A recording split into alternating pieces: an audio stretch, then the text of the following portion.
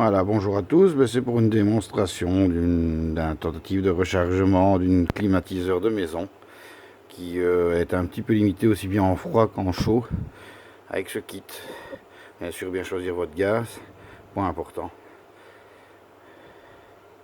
Voilà, alors il faut mettre bien sûr votre climatiseur en mode fonction, en mode froid maximum.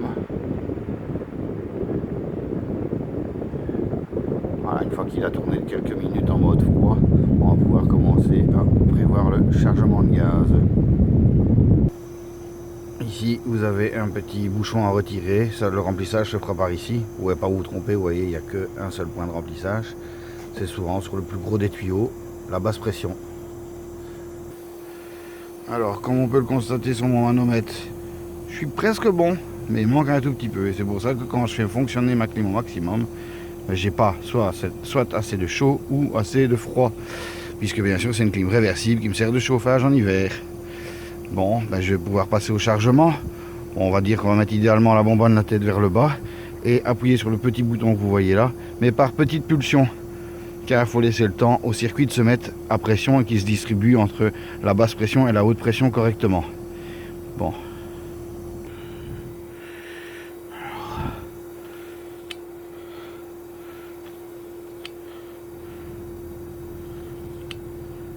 Attends un petit peu.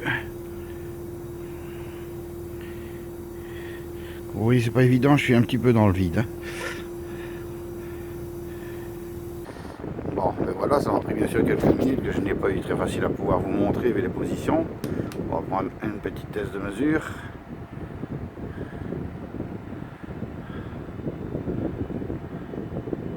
Ah.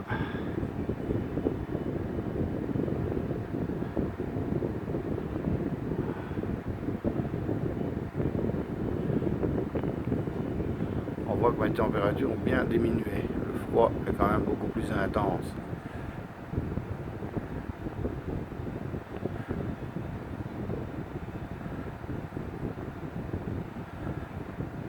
À peine, même pas 2 degrés.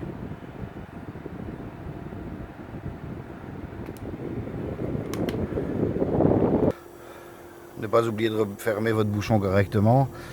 Comme j'ai bien dit, travailler par pulsion avec la bonbonne de gaz, ça prend quand même 4-5 minutes à le faire. Pour être sûr de ne pas envoyer trop de gaz d'une fois et que le circuit soit surchargé inutilement, vu que c'est quand même un gaz qu'on ne rejette pas dans la nature. Et bien sûr, sur le manomètre ici, quand il est mis en pression correctement, vous êtes dans la partie bleue. Vous laissez tourner quelques minutes la clim en fonction à fond et tout ça, et votre aiguille doit rester dans la zone bleue. Voilà, j'espère que ce petit tuto vous aura bien servi. Celui-ci était pour une clim que j'ai acheté préchargée, mais voilà, elles sont préchargées, mais en réalité il manque un petit peu de gaz dedans.